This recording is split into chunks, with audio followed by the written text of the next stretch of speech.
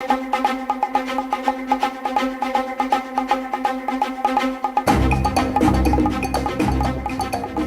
to Three Bows Podcast. What We read articles every week and get triggered. Actually, this week I was looking forward to opening up the pod this week because we both had all three of us had an article for once. I kind of want to start doing that moving forward. Like the article, agree. you know. But anyways, I agree. so the first thing we were just talking about, something Caleb brought up, something Caleb saw this week. If you want to go ahead and explain the article, go for it, man. Yeah, let me bring the article up here. Yeah, go ahead. Sure. So this one is on NPR. Let's see here. Written by, it looks like maybe Vanessa Romo. That's actually a familiar name to me. Right there. I mean, there's a tweet button, so the assumption here is that she's the one who wrote it. Headline is Judge issues temporary restraining order blocking 3D printer guns.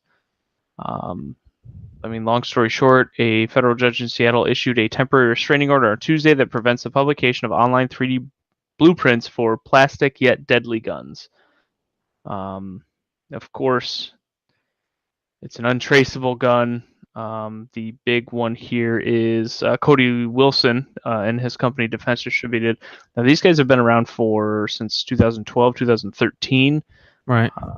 Their big push at that point was the Sandy Hook thing.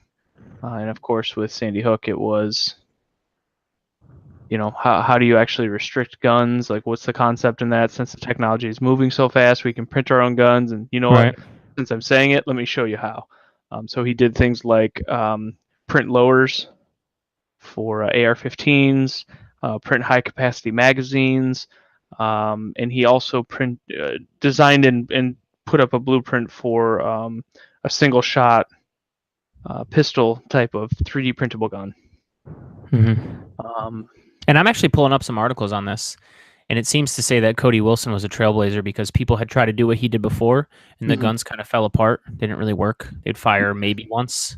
Fell apart because they're plastic, but he kind of... Yeah, go ahead.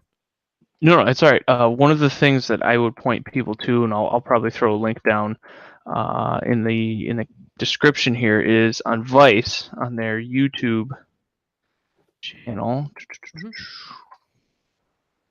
3D Printed Guns documentary. It's 24 minutes, and it really goes over,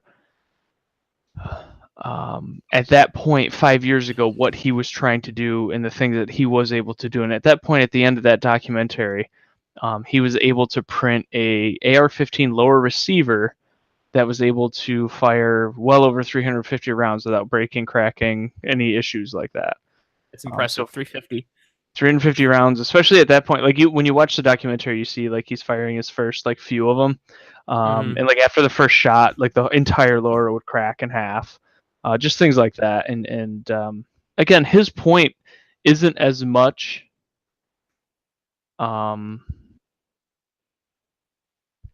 Look what I can do, but more so like, at least in his words, it seems like. I'm trying to think of a good way to really kind of like just describe this, but if I may, it sounds like he's more not look what I can do, but look what's already possible. How can gun control be possible? Yes. Right? Yeah, sure. Yes. So what is the idea? And for him, he's kind of like a anarchist in some way. Sure. I don't want to put words in his mouth, but no, I don't. Yeah, he's probably not like a full blown, but there's parts of him. He can sit well. So all the interviews that I saw back in 2013, he considered himself to be a crypto anarchist. So the idea being like being able to be completely, essentially, private and completely non-detectable on the internet, while also being able to share whatever information, whenever, however, that type of thing. So he's really into cryptocurrency, really into blockchain, and of course, he's a Texas kid. So guns, I'm sure he grew up with guns. If I'm not mistaken, he actually dropped out of law school at that time in order to focus and completely pursue Defense Distributed. One of the things they also did is they came out with a CNC machine. So for $1,500, you could have the CNC machine where you could put in an 80% completed lower and hit go, and it will finish the lower, and that's not serialized. Right. So the big part for the AR-15 is that the lower receiver is serial. That's the part that's tracked by the ATF. That's the part that they care about. So if you're able to do 80% lowers, you don't have to serialize them because they're not finished, so you can ship them anywhere in the country. And then if you have your CNC machine, you can drop in your 80% lower, hit go. A few hours later, it's completed. Now you have an unserialized lower receiver for an AR-15 model.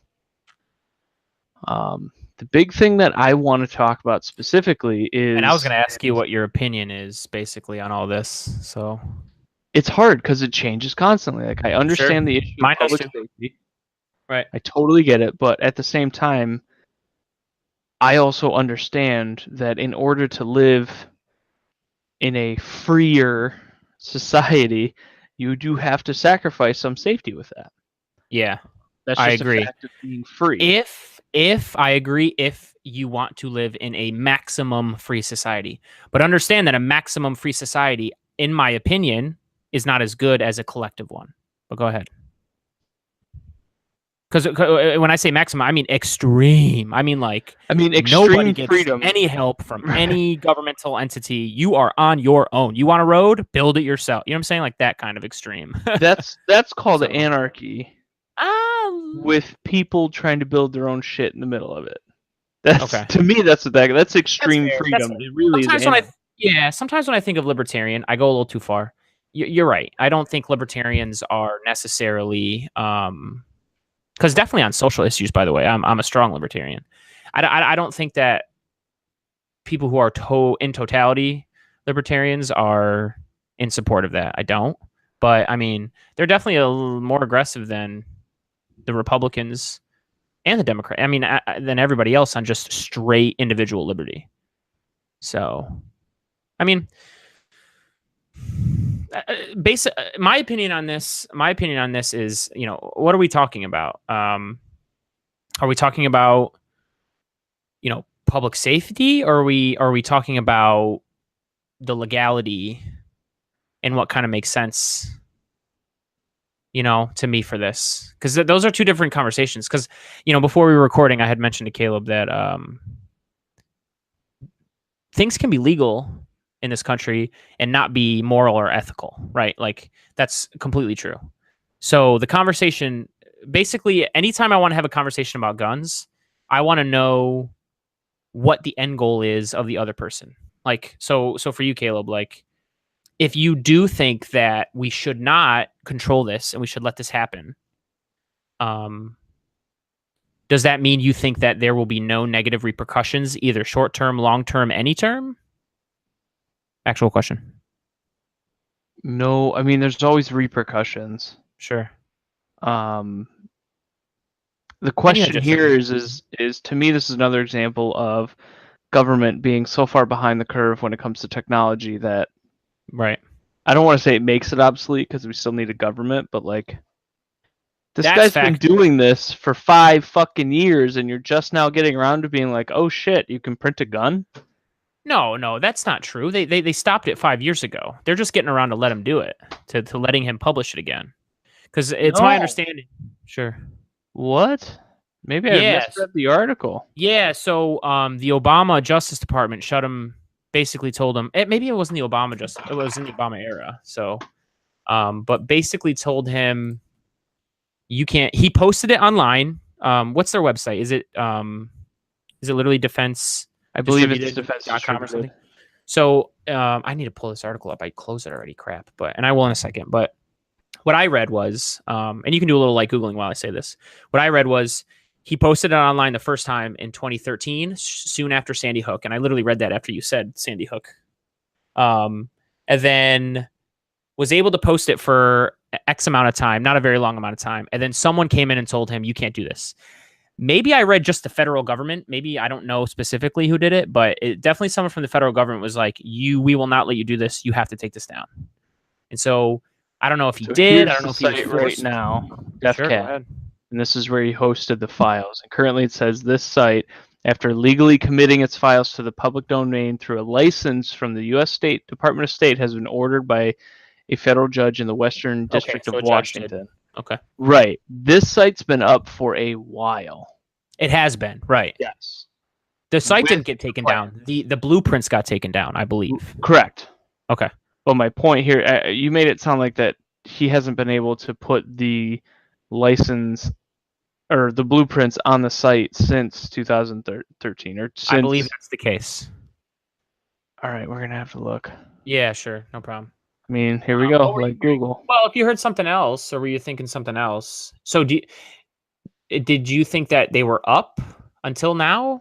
But if they were, then why would people be upset about it? But if they were up the whole time, why would people care?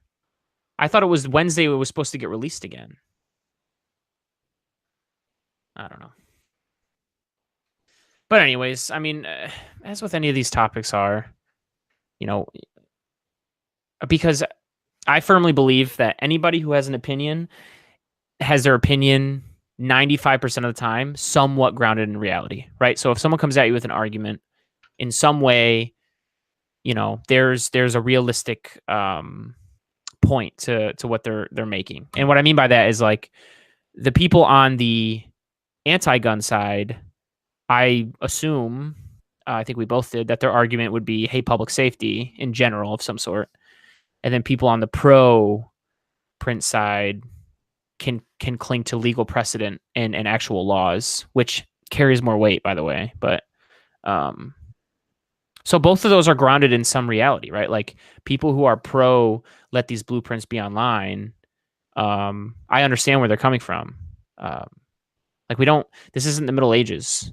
The U.S. has the most weapons in the world by far, and it's not like we might have somewhat more capita deaths than other countries, but it's not like it's the Wild West out here. Yeah, you always got to keep that in perspective. So when I see a whole bunch of people raise a stink about these blueprints getting online, and like society's not falling apart, like what's the point? Now, anybody could easily say, if one person, I've used this argument before on the pod tons of times just to be a devil's advocate, but anybody could say, well, if one person dies, then it's, if we save one life, then it's worth it. Like, okay, but like Caleb, like you said earlier, what are we sacrificing? So it gets tough. Because you're sacrificing freedoms, and then you can always start going down a slippery slope. And yeah, so. I'm gonna have to read more on this because I'm on the wiki right now, and it looks like again, this is Wikipedia, so grain of salt, but I do think that a lot of it's pretty accurate. The company is best known for developing and releasing the files for the Liberator, the world's first completely 3D printed gun. On May 5th, 2013, Defense Distributed made these printable STL files public, and within days, the U.S. Department of State demanded they be moved from the internet, citing a violation of the International Traffic in Arms regulations. On May 6, 2015, so 2 years after that, joined by the Second Amendment Foundation, brought suit against the State Department, or Department of State in the Western District of Texas, which denied its preliminary injunction request. It subsequently appealed to the Fifth Circuit, which affirmed the denial, then the Supreme Court, which declined to hear the case. On July 10th, 2018, so almost a month ago, it was announced that Defense Distributed and Second Amendment Foundation had accepted a settlement offer from the Department of State, effectively winning the case and restarting their work. President of the United States, Donald Trump, tweeted a cryptic message in apparent reference to the decision to allow the online publication of the files. I'm looking into 3D plastic guns being sold to the public. Already spoke to NRA. Doesn't seem to make much sense. That's from Trump. Whoa. What was the end of that? Doesn't seem to make much sense. It's kind of a surprise from him, but okay. I'll have to look that one up. Washington District Judge Robert S. Lasnik issued an order to stop the release of the spread of information through computer files. In response to censorship by Robert Lasnik, the DefCAD website posted the following statement August 1st, 2018. This site, after legally committing its files to the public domain through license from the U.S. Department of State, has been ordered shut down by a federal judge in the Western District of Washington. Joins to uncensor the site with a link to join the membership of the nonprofit Defense Distributed organization. So I may stand corrected here. I believe you may be correct, Cyril. According to this, that they haven't been up since 2013, essentially. and they've just been in court since then. And then they settled with the U.S. State Department less than a month ago, which has triggered all this hullabaloo since then. Right. So I stand corrected. Which even then, my whole thing is that that even though you've taken it down one website, I guarantee you, if you go on torrent, you could probably find these 3D printed files somewhere. Right. And this kind of brings me back around to the video that I posted. Did you get a chance to watch it? Probably not, but I was not able to. No problem. That so was basically, one of the moment. big points he makes. Oh, you're fine. Don't worry about it. Can't watch everything. I post way too much stuff, but that's actually true, listeners that don't exist. But basically, one of the points he makes in the video is, so take the music industry. When we have a normal market that's performing as it should, there's supply and demand, right? Yes. And that balances each other out. And as much of a communist as I am, I understand that totally. Anybody who is anybody who's anywhere on the political scale, I feel like, should understand that. That's just factual. But the problem, as we've moved into the internet age, and the music industry had to deal with this first, is once things cross from private commodity to a public commodity in any way, legal or illegal, it starts to get tough, right? Like, so the music industry was a normal market, and you would go to the record store and they would buy the records from, the distributor that would press them. And that was the only way you could listen to it, that or radio, Sure. But once the digital age happened, you can just burn shit and just share it for free. So you have, and when it's at such a level where control over it is literally impossible, which is the case, it is now a public good. And you now have to deal with that. That's what the internet can do to anything. Sure, but let's look at how essentially the music industry responded to that. What did musicians have to do to make a living then? Yeah, and I was thinking that music too. Just stopped. No, it didn't. I was thinking that too. I'm thinking, because you're just like me, I know it. When I watch videos, I'm thinking of like responses already to things people are saying because I'm a crazy person. But when I heard that, I agreed with you. I was like, well, look, they've adjusted. I pay for more music than I ever have because I paid $10 a month to Spotify. I stole everything before. I'm here admitting it. My name's Cyril Dunham. Throw me in jail. So you wouldn't steal a car. No. You remember those? Do you remember those at the beginning of like the movie on the VHS tapes or DVD? Oh, I do.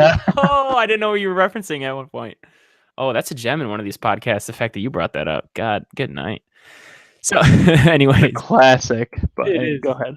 But yeah, I think I saw a meme a while ago. It was like you wouldn't steal a car, and then it was like the potential for a 3D printed car. Like, yeah, but wait, that's nuts. I could download one. Anyway, can continue. But yeah, I mean, once something crosses into being a public good, no matter how it does, now you're right. My argument watching the video, I immediately thought they fought back and they figured it out. But you can't help but recognize the fact that they lost market share 100% for sure. They lost as much market share as any of that public good was transferred. Even I know they fought back a little bit, but even today they still lose money on that, and they always will, as far as we can understand the way data works right now. So it's how do you adjust to that? It gets really tough. So see, the music industry is such a tough example because it is. From what little I know of it, everyone's a piece of shit in it as far as like good night record labels and agents and whatnot. So it's a poor example because like if you just let the musicians be mostly in control of things, then I feel like they wouldn't have been hit so bad. But now because of it, but you have a to lot also of the compensation for it. Sure. Now, I'm sorry, hold on, give me a second there. Yeah, a lot of what they're doing now is they're playing more shows than ever before to compensate for the loss of income. They're pressing more merch. They're a lot of musicians at this point, I mean, they're investing in companies and using their own brand to sell more products. Sure. That wasn't a thing back in the 70s and 80s. I mean, I guess it was a little bit, but not nearly the way it is now, right? Right. No. Yeah, probably not. And along that same vein, I was going to say, you have to keep in context. I'm sure you did. This is kind of simple to think about. you do have to keep in context how things were distributed back in the day. Like a band couldn't just create a record company and like press their own records. I don't want to say they couldn't. But that it was definitely a guy in his basement banging away on his drums can record and upload quality music today in today's day and age. For sure. He couldn't have in 1970. That's my point. Were there a handful of musicians who made it really big, like the Beatles, who probably could have just opened their own record company and probably did? Sure. Well, I mean, that's what punk rock was all about. Sure. I mean, that was like being punk rock, right? Starting your own label, pressing your own shit because nobody else would pay for your music. So you just got out there and you found a way to do it yourself.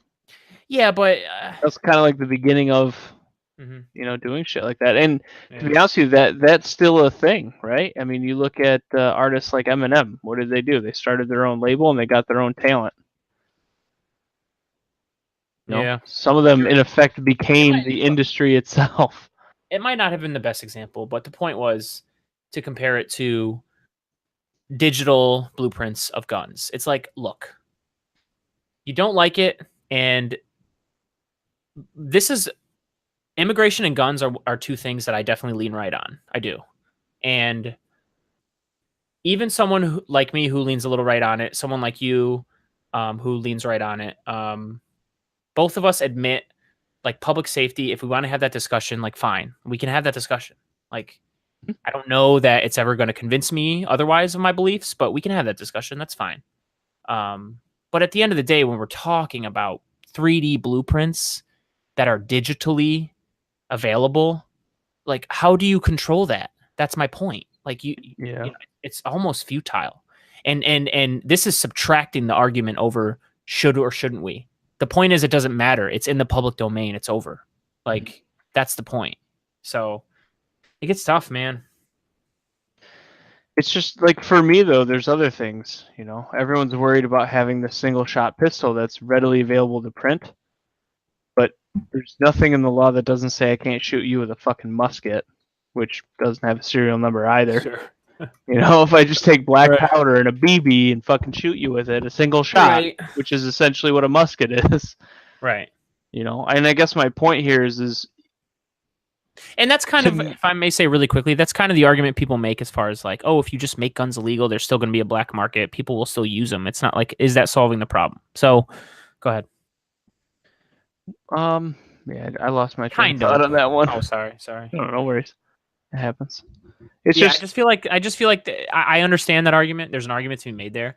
I feel like, in my opinion, the better argument is just, how can you control data? You can't.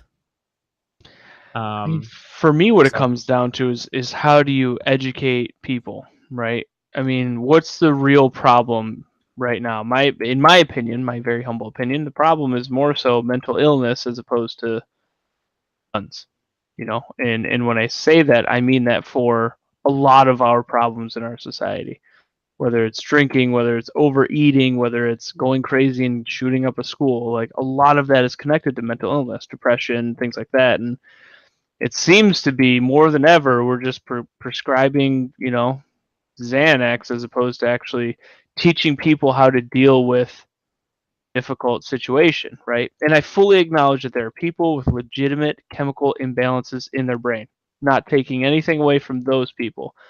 What I am saying, though, is that there's plenty of people who could not take medicine, not alter their state of mind, and learn how to actually deal with whatever struggle they're dealing with.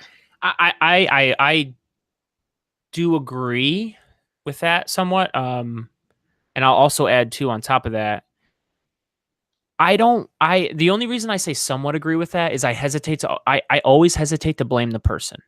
So if you get Xanax, someone's prescribing you that. I'm not blaming They shouldn't be doing that. Right. Like doctors in this country have overprescribed not just Xanax, but painkillers too. Overprescribed.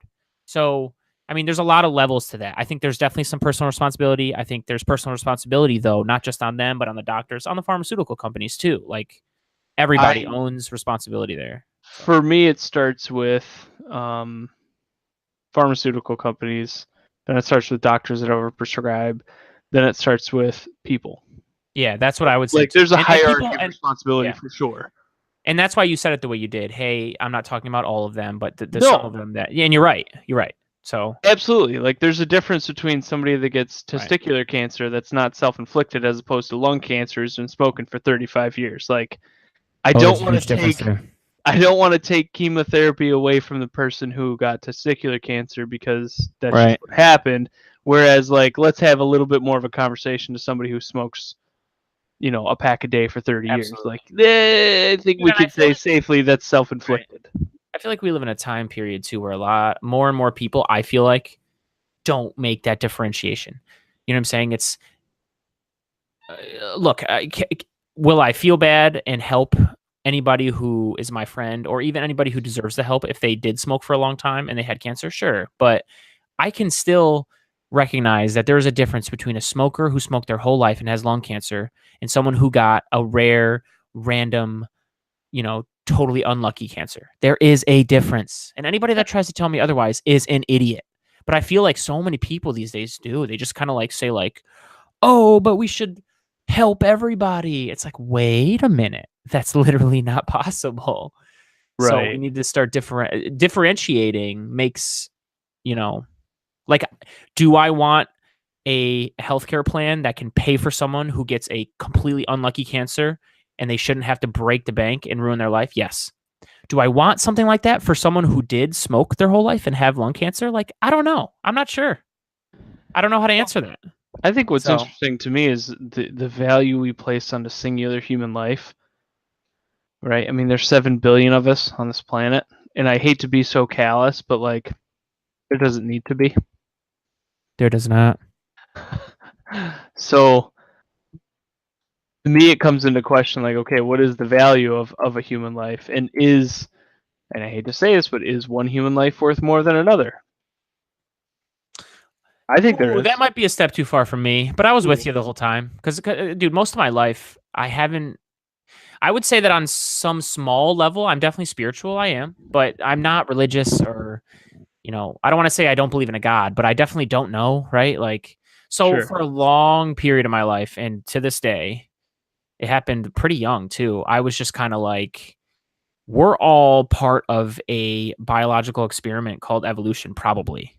And like you're right. Let's ask ourselves the only meaning we place on human lives is because we have consciousness. Other than that, it's like we're totally a product of this planet, you know. And when you pass, you just pass. It's not a big deal. Like I agree with you on the value of the human life. Like To me, I it's totally the respect difference. everybody who's born into this world and I want equality of opportunity. I sure do. But it's you still get equality of freedom when you become that adult. And if you're making poor choices, then I don't know what to tell you. So go ahead. Well, for me, it's. I'll use a prime example. We were just talking about cancer. That the unfortunate thing that it is there a difference between a kid, a 3-year-old who gets leukemia, and a 57-year-old who has smoked all that time, right? To me, the Yes. difference is if I play the odds, if I play the percentages, what is the likelihood that that kid can change the world, invent new technology, as opposed to that 57-year-old, right? And Fair. if you have a finite number of resources, right? How do you do that, right? Fair. And we also, and I'm just coming from an objective standpoint, right? If I'm 57 years old and I have cancer, I'm gonna say fuck that little kid, because Mhm. everybody naturally wants to survive. That's human Of course. instinct I is don't blame that survival. 57-year-old for even saying that. I Not wouldn't at blame them. all. Yeah. Not at Wouldn't all. even But blame them. but if I'm coming objectively and I'm thinking of a resource based situation, then well, fuck Mhm. yeah, I'm probably gonna give those resources to the kid Yeah. because the kid has a higher likelihood of contributing something significant than that Yeah. person, I right? did not think that was the argument you were going to attach to that, and I will say that is a damn good argument. That is. That is. Again, if I'm Um, playing the odds, what is right. the No, I agree. likelihood? Well, and also when we ask ourselves like equality of treatment on this planet, not equality of treatment, but like if we ask ourselves like, you know, can we determine it's kind of like what we just talked about. There's levels to things. We can admit that. It's okay to admit that. Right. And there's levels to this too. Like if a guy's 57 years old and a little boy's 3, telling me that we just need to throw the potential of that human being out the window and just, you know, That's stupid. That just doesn't make any sense. I think you're right. I think if a 3-year-old kid, he's going to get helped first. And I actually think that a good amount of people, more than we think, would be okay with that. Like I'm sitting here. I disagree. Okay. Well, that's fair because it's naturally human instinct. I'm pretty much saying that humans are working against their instinct, which is never a good argument. I understand that. Right. But I'd like to think that if I was 57 and they were telling me like, hey, we got this, like this isn't a scenario that happens too often, I hope, maybe in America, but in third world countries because they have the same healthcare system. Mm-hmm. But, if I'm 57, that was a joke. But if I'm 57 and they was told, and you know where I'm going with this, I was told that there's only one treatment and there's a 3-year-old boy, I'd like give it to the 3-year-old boy. Like, I've had my life. I've wasted my time, pissed away lots of years, and let this kid have his. Like, I'd like to think that. I'm not sitting here telling you I'd say that 100%, but I'd like to. Let me know when that day happens. I'd like to be there to remind you of what you just said. Yeah. And I would say the same thing, vice versa. Absolutely, I would like to think that I would sacrifice myself for, for my child. I someone would. Let's be clear. Well, that's But how about a child you don't know? Sure. Or even how about I'm 65 and it's a 22-year-old who's like an adult, not really a child. Like, it's still the 22-year-old we should be helping. But if I'm in that situation, it gets tough. Well, that also depends, right? What if I put some other parameters on it, right? What if you could save, Neil deGrasse Tyson as opposed to a kid who's got 3 DUIs? If you're playing the odds, if the goal here is to help society. Yeah, gosh. We're getting into really sticky waters here, really deep waters, but these are things I think about. Well, and you can get real deep here by saying, like, if this guy's already got DUIs, he's probably old enough at an age where we would have known he's a child prodigy like NDT already, but he's not. But the argument there would be is there are instances in which people are late bloomers and have been, you know what I mean, have done things later. Yeah, but that's a lower instance. I agree with saying, you. Like, yeah, right. But people would make that argument. That's fair. But this is actually a pretty good segue. I don't know if you wanted to talk about the other article that you had. Yeah, if you had the time. Yeah, of course. Okay, so I'm not really going to share my screen because I don't remember how to do that, and it's not that big a deal. Okay. Basically, I got fair enough. A little triggered this week by a CNBC article. And the title of the article is Key GOP Senators Rip Trump's Farm Bailout. America's farmers don't want to be paid to lose. That was a quote at the end of the title from Bob Corker, a Republican senator from Tennessee. If anybody ever bothers to listen to this, it's well known that I lean left on a lot of things. And I definitely came into this article with preconceived notions, and I shouldn't have, because I'm thinking when I open this article, it's going to basically, I'm thinking, and you got to understand where I'm coming from, everything I've seen and how I perceive things. Basically, I'm thinking this is just going to reinforce to me that Donald Trump is an idiot that doesn't know what he's doing. He's basically charging tax. Tariffs are taxes. Let's not kid ourselves. He's putting tariffs on, he's putting taxes on, and then turning around to solve the problem by just giving money to farmers, right? And that's how I read the article. And that's sometimes, how you see like maybe like a news blip or like something roll across the bottom of the screen. And I didn't see much about it, but I was like just ready to be upset about that. But I really could care less, because I go through this article and look, we've talked many times about how Donald Trump won. That means Donald Trump gets to run however he wants. And a lot of this seems to me like whining. Trump won, and Trump won on a very tariff agenda as far as that goes. Like, he made no ifs, ands, or buts about it. So he wins an election. He gets to implement his policy. And where I get really upset about this article is it's both Democrats and Republicans just basically, I don't think anybody comes out and says we shouldn't be paying them, but they do not like this at all. And my problem with it is we're playing with people's livelihoods. You can complain about it all you want. That's fine. But at the end of the day, like I said, he won the election. He implements his agenda. If his agenda hurts people on a day-to-day basis, real people who have real farms, who literally try to support families and support themselves, we need to help them out. We don't need to be turning our backs on Americans. That's not what we should be doing. And I actually, after reading this article, give Trump a lot of credit for at least attempting tariffs because,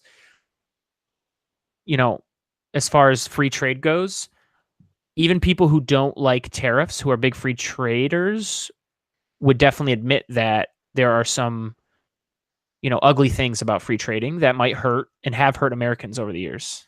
Mm-hmm. So Donald Trump tried to fix something, kind of fucked it up, and then he's going to save Americans. So we can be upset about it.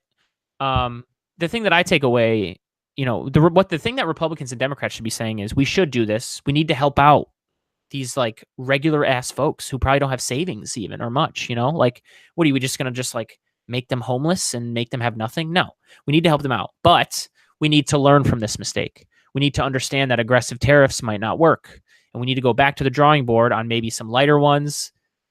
Maybe looking at more of I guess it's a fused free trade and tariffs now because not everybody has tariffs on them, but just learn from it. That's all. It sickens me when I read an article and all I see, and this is all I saw, was basically a bunch of not diplomats, sorry, but a bunch of our representatives just be like, you know what? We screwed Central America, and then our government screwed Central America, and now we shouldn't be even helping them out. That's ridiculous. So where I land on this is kind of two-sided, right? Number one, the first thing I want to say is, and I said this, I think, to you and Chad before, is what if this works? What if somehow China caves? That's his main quote-unquote enemy right now, right? Or at least that's his feeling, Trump. So what if he's saying, look, stick this out for me, guys. We're going to help you out by giving you some money, but I promise that if you stick it out, it's going to be better for the American worker in the long run. My first thing is, what if that actually works? What if he quote-unquote beats China economically? Right? That would be a pretty big deal. Huh? Go ahead. My quick response would just be read the article I just sent you. They're already bailing themselves out of what seems to be a bad idea as far as hurting soybean farmers. So sure, if you're saying the super long run, okay, but we're already almost halfway through Trump's presidency. So you only get 8 years. That's a quarter of the way through your max even. So I'm hard pressed to see the long run here. But go ahead. But all I'm saying is what if, right?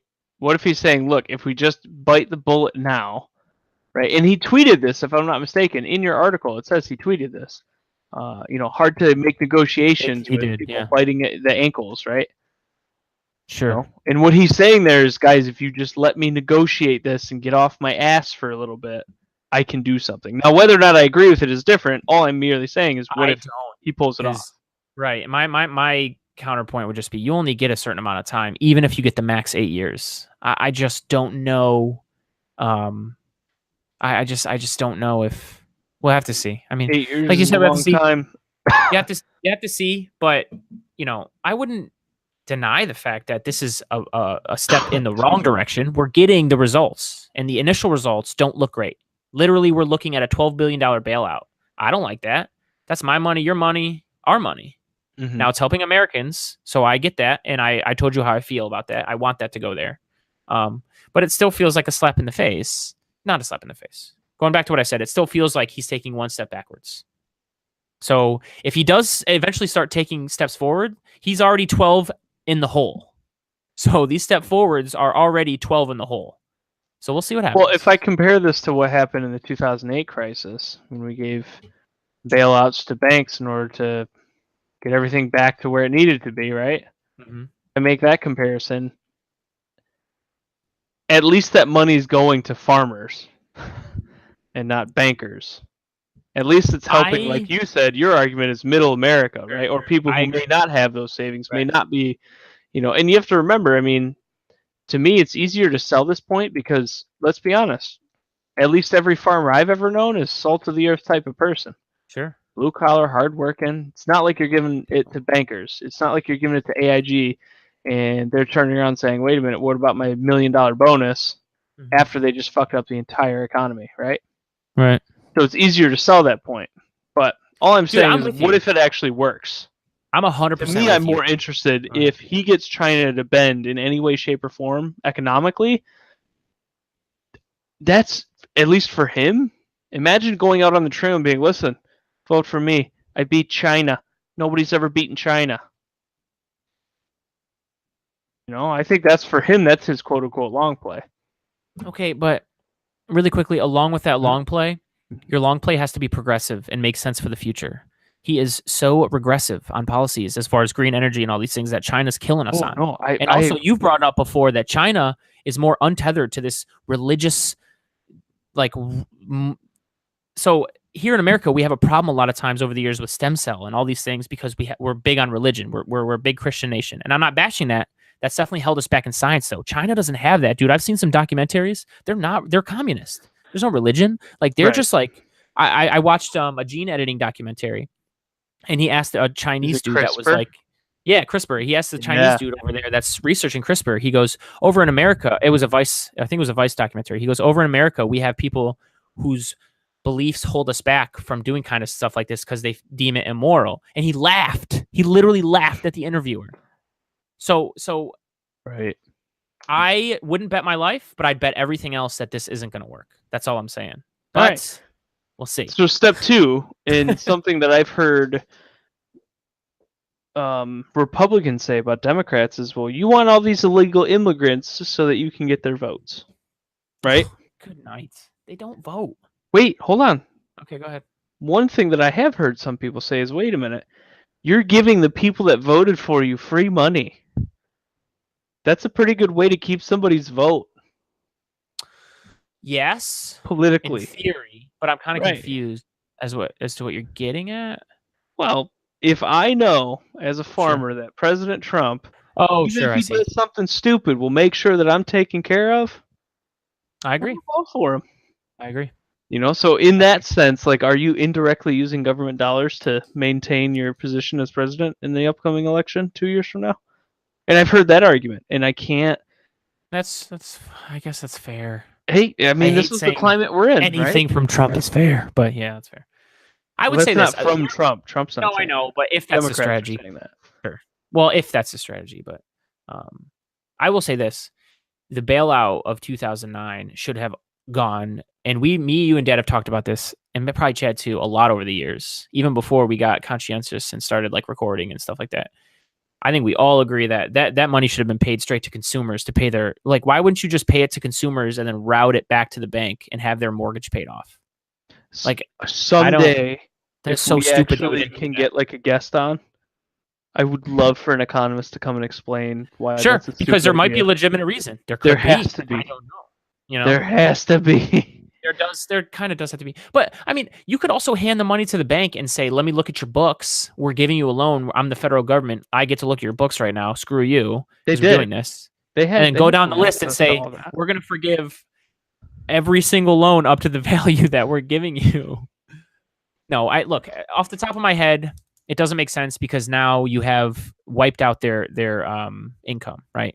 If they just get the mortgage paid off, and that's how you pay off the money. They use that money to stay afloat. If they have to use it to stay afloat and then they don't have any revenue, then they're fucked. So off the top of my head, that would definitely be an issue. Well, I think the issue more specifically is that it's not the value of the mortgage that they would be covering because they're taking out insurance swaps that are worth 30 times the value of the initial bad mortgage, right? Mm-hmm. Or some bullshit like that. Sure. So for example, if I give one guy $100,000 to pay off his house, and the bank gets that $100,000, there's still potentially outstanding debt on top of debt from that $100,000. So it's not actually $100,000 worth. Put into their income for sure, though, a lot. But look, my opinion, and I'd love you to respond right after I finish saying this. Mm-hmm. The best approach to anything is always a balanced one, right? Keep it simple, keep it balanced.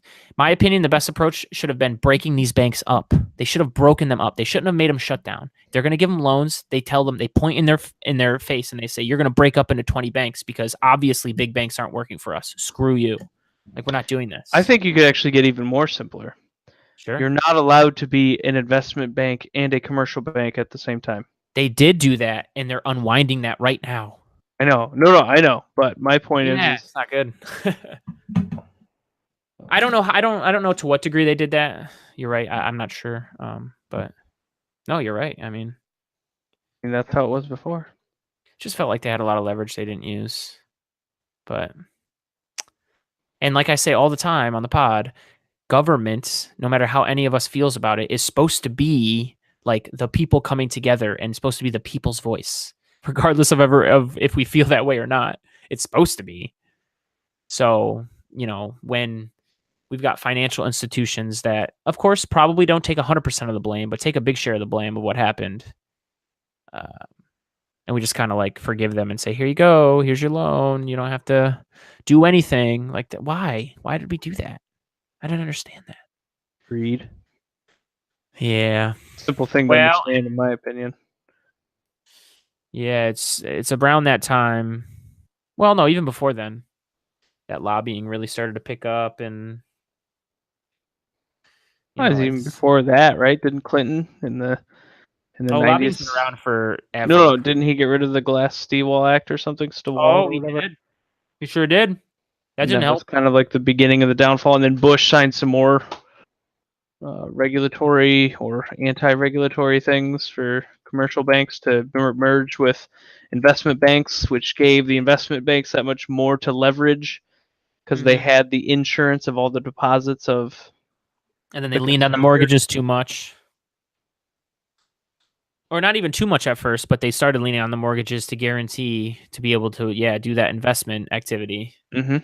And to the point where they were starting to give out bad mortgages. Now, don't get me wrong. You've brought this up before, and I think it's right. There is some responsibility on the people who bought the home because they probably knew they couldn't, and they were just buying it. But also the bankers had big incentive to sell these mortgages because not only does it now help these banks that are combined to kind of like still look good on paper, even though they don't really have any liquid funds. They were taking these bad mortgages and even slicing those up and selling those as investment products to make money off them. So it was a whole tangled mess of good night. What the hell was going on? Well, I think part of the issue too was the, if I'm not mistaken, the like the S&P, like the ratings bonds, like they were giving these things AAA, AA, A plus, ratings on something that it seems like after the full autopsy of everything that happened, they had no idea what the hell they were rating. How do you give something a rating when you don't even understand it? I don't know if that's more math or financial wizardry on the part of banks like AIG, or is that just the incompetency of our regulatory or our not regulatory because they're not regulation, but sure, it's at least incompetence on regulatory. Okay, I think the other issue is that government's always fighting for funding. The SEC, right. Expect them to be ahead of the curve. Come on. Sure. You got the SEC that can barely even fucking staff enough people to, investigate all the claims that I'm sure happen. I mean, you look at one investment bank, right, and they have an army of finance people, lawyers, mathematicians, and then you have to expect two people from the SEC to look over their books properly. Like that's not going to happen. That's unrealistic. I agree. But what are we supposed to do? We should budget. Regulations always the name of the game in this conversation because some people are of the opinion that depending on how you set the market up, it can regulate itself. Some people are of the opinion that we need a strong government interference and regulation, and there's many people in between. So, that always goes back to that. For me, it's always been, my philosophy has been keep the regulation simple. Agreed. It should be. And fund enough for it to be enforced properly. Those are the two defining features of my government. Right? I don't need insane, complicated, in-depth, ridiculousness. I need it to be simple, and I need it to be readily and easily enforceable. Sure. so we can continue to have a level playing field, because that's the name of the game in capitalism. In the capitalism that we have today, it has to be fair, right?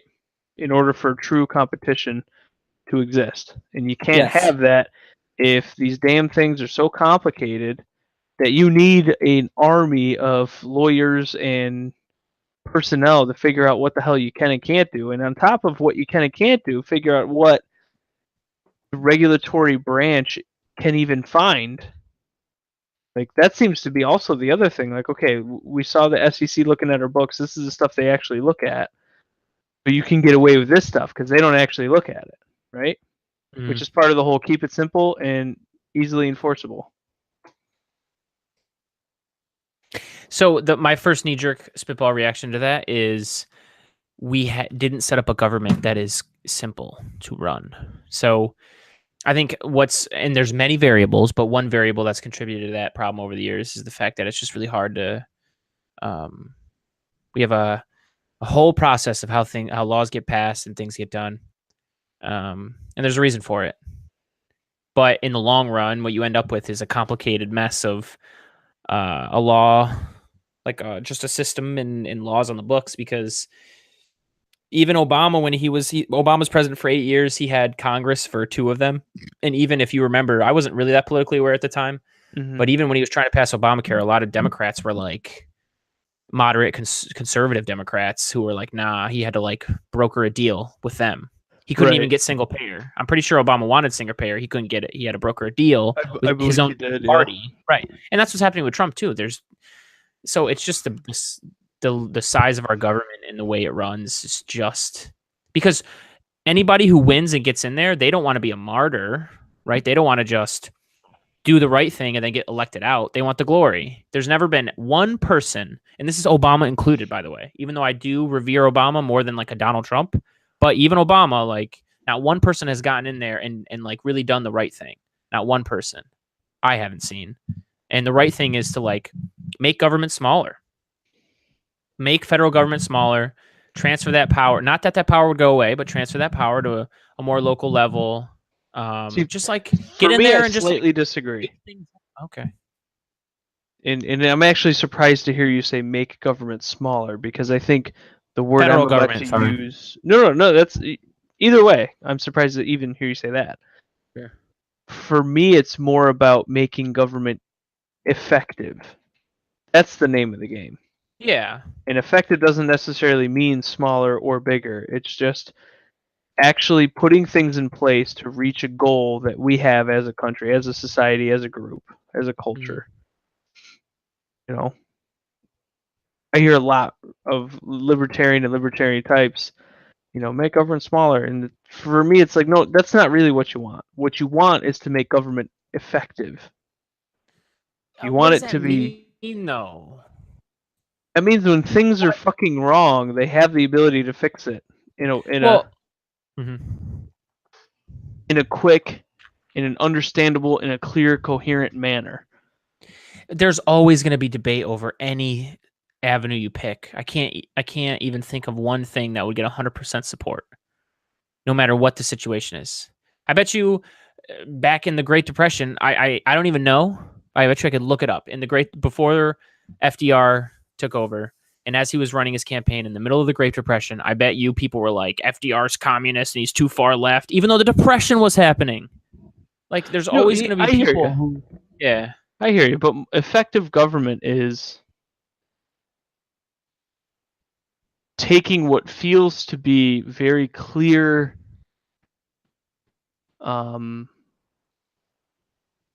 issue. So can I ask you, is effective government a simpler tax code? Is that a good example? Yes, because it's easily enforceable. Sure. It's clear, it's concise, and it's easy to enforce. Right. And that doesn't mean lower laws. No. Sure.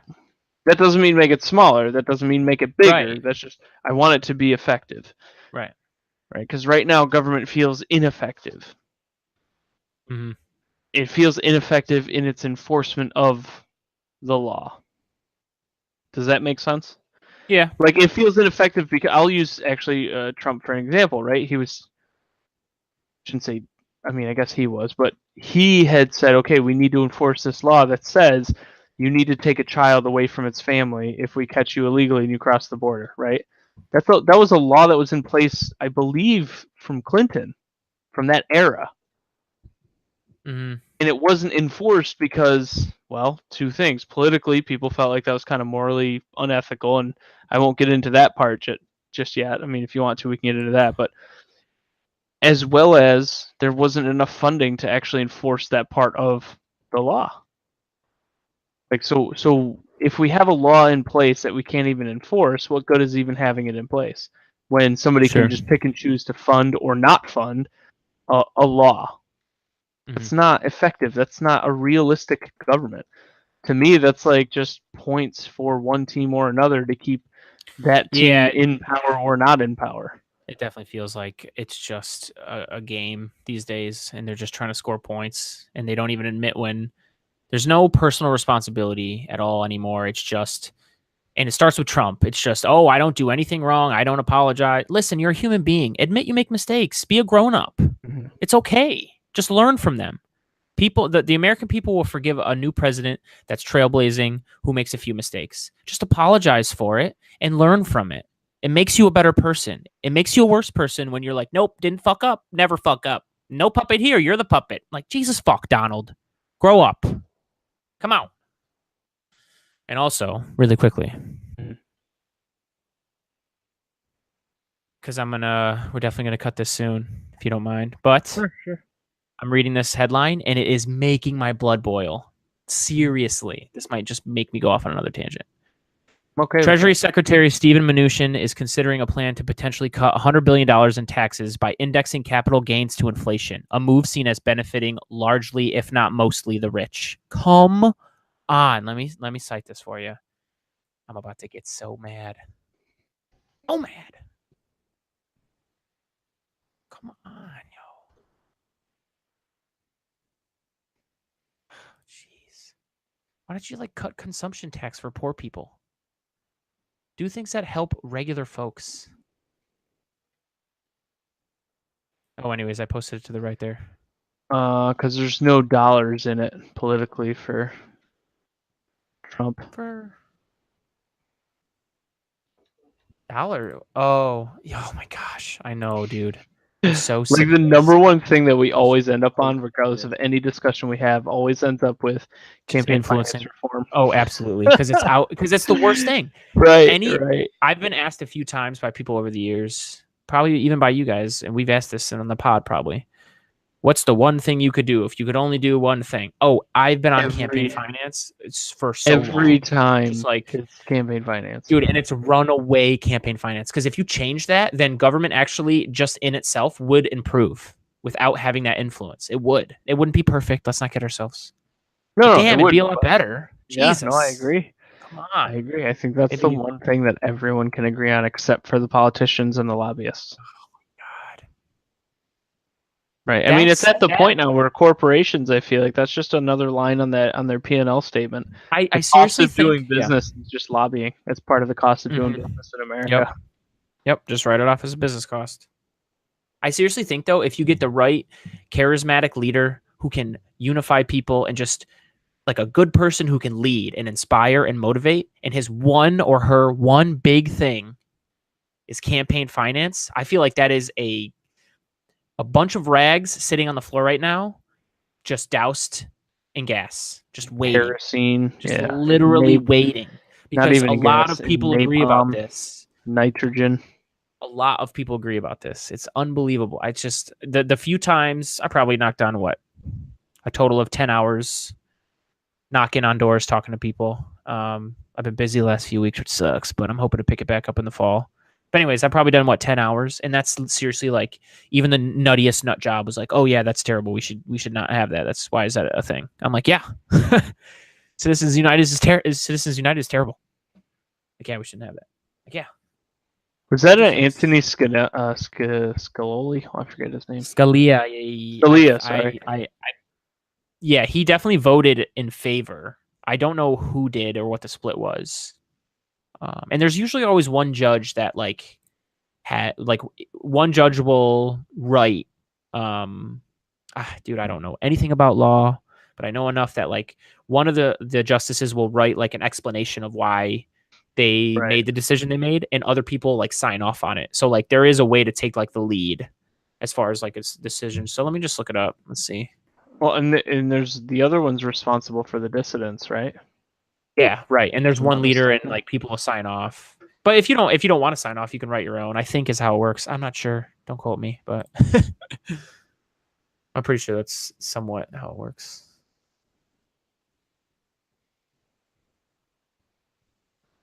Let us see. Majority opinion. Justice Kennedy's majority opinion. You dirty dog. Where's the? Can you send it to me? Oh yeah, it's just the Wikipedia. You just got to jump to majority opinion. But let me just For what was the name of it? there. I just posted the link on the right. Thank you. Yeah, just go down to majority opinion.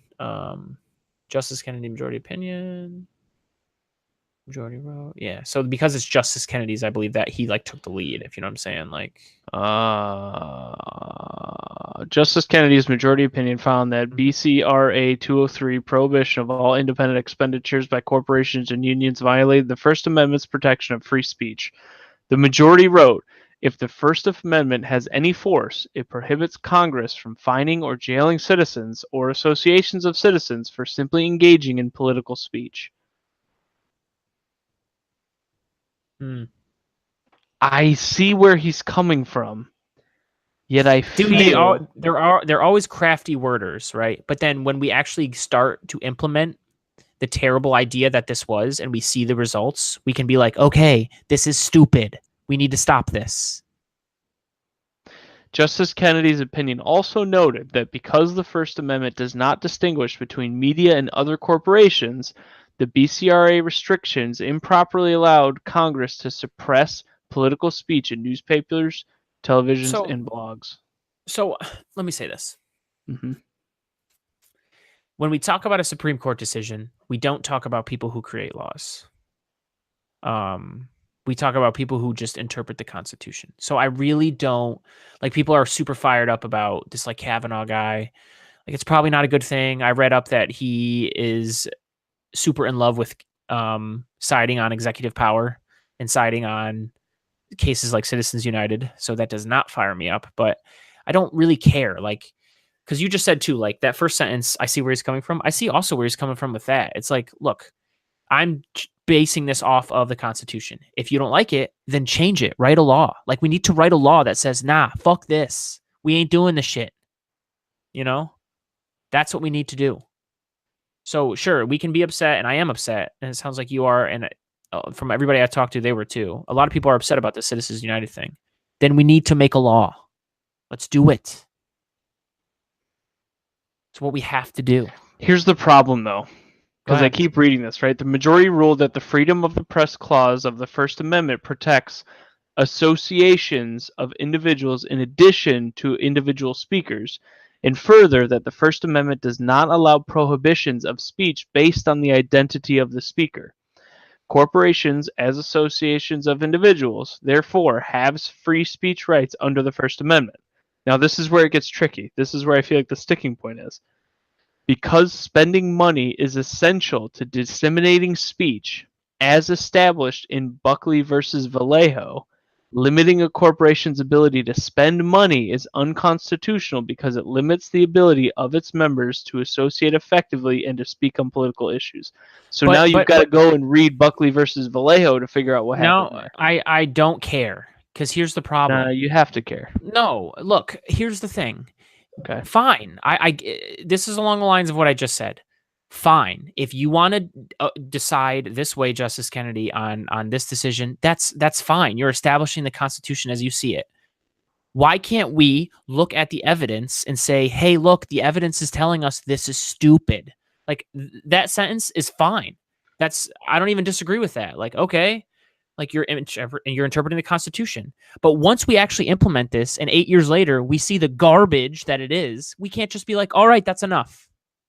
That's enough. Like, why can't we? This goes back to your effective, efficient government. Mm-hmm. Like, come on. Like, look at something that is stupid and get rid of it. And okay, there's another argument to be made here that corporations are associations of individuals. Like, okay, but the problem is corporations don't do right by workers all the time, don't do right by the environment all the time. And so because of that, there's a conflict of interest. We, the people, have rights to our land, right? Not rights, but we, the people, control this land, and people do privately own land, but like this is where we live. Like if it's your drinking water, if a lot of things that don't even happen on your property can affect you. Corporations have been known to flaunt rules and regulations and public safety on stuff like that. That is a conflict of interest. No. So the corporation... dissenting opinion by Justice Stevens, joined by Ginsburg, Breyer, and Sotomayor, all justices, of course. Stevens concurred in the court's decision to sustain BCRA's disclosure provisions, but dissented from the principal holding of the court. He argued that the court's ruling threatens to undermine the integrity of elected institutions across the nation. The path it has taken to reach its outcome will, I fear, do damage to this institution. He added, a democracy cannot function effectively when its constituent members believe laws are being bought and sold. And that's what's happening. And he actually keeps going. I mean, we could keep reading this. I can also say this too. It's the idea of our democracy should be one vote and that's it. It should be equality of power of your vote. It absolutely should. But still, people say that is the case right now.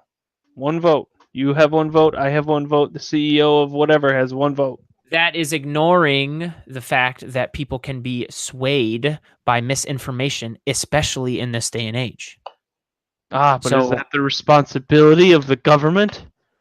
It is a responsibility of the government, aka what the representative of the people, if it is harming the people somehow.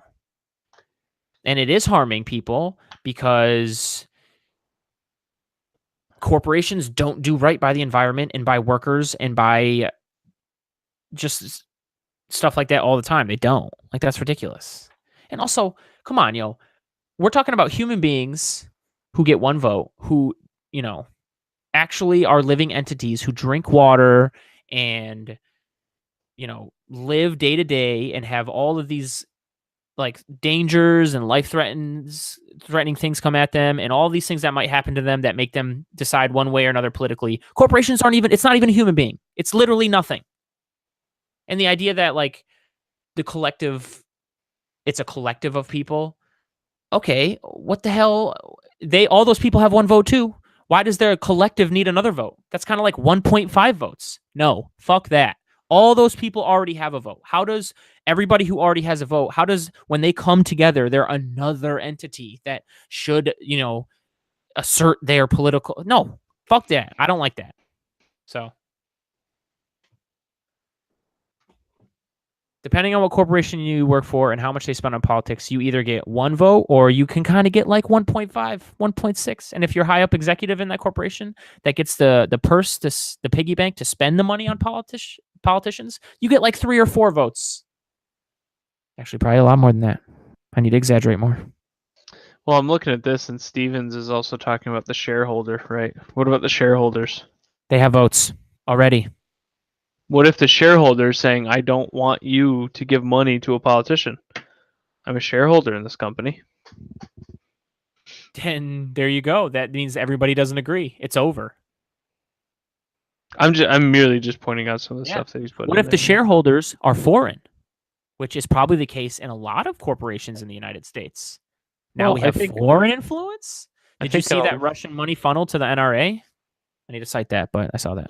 Did you? I heard on the radio too. They were talking about how apparently during Trump's campaign, there was Russians funneling to people who had a big voice, like online and whatnot, to organize rallies, and they were like, "We'll help you pay for it. We'll help you," like under the guise of being like. I don't want to jump to conclusions on that. I want to wait till Mueller finishes everything to make any conclusions.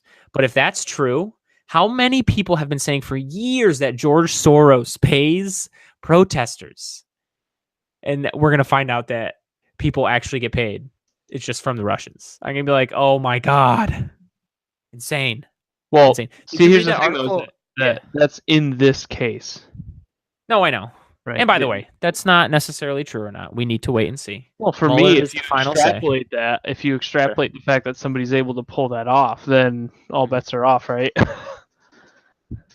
Yeah. Like, who knows now? What can you believe if in fact it comes out that is real, that actually happened? Did you see that QAnon article that I posted? I It's so I nuts, dude. heard about It's nuts. QAnons on the radio, believe it or not, when I Okay. was driving. Let me see if I can go back and find that. Dude, Where's absolutely nuts. Dude, these people are crazy. So I listen to a daily podcast from the Times, just called The Daily. And Okay. it's just, news every day, mostly political news. Today it was all about like it was a 20-minute cast this morning, and it was about just how Q started and everything from when Q started to now. It was very interesting and eye-opening. The Times is one of the biggest publications in the world. Any topic that comes up in current news, they have someone covering it for 2 years already. It's crazy. So this guy's been covering Q since the beginning, which was last October. And he just goes through the whole summary of Q anon, and it's fascinating, dude. And it's crazy that people like this, people believe this. It's insane, dude. It's just this stuff is all just so fascinating, man. People fascinate me. I think we should do QAnon next week. Oh God, we should. Let's do QAnon next week. All right, I'll shut my mouth then. Let's do that. We can do that in Chad's article because I know he's trying to rip that. So out. I fear we'll just dive into single payer. But go ahead. I just pulled up the NPR article that came out today. What is QAnon? The conspiracy theory tiptoeing into Trump world. Mm-hmm. And all I see are pictures, and it's Trump's rallies, and it's all I see is "We Are Q." There's random people. It looks like they've made their own signs and shit. Yeah. Same people who go to the grocery store and show their ID to buy groceries. And the lady at the counter's like, what are you doing? Trump said we need IDs to buy groceries, so here's my ID. All right, that's it. That should be enough.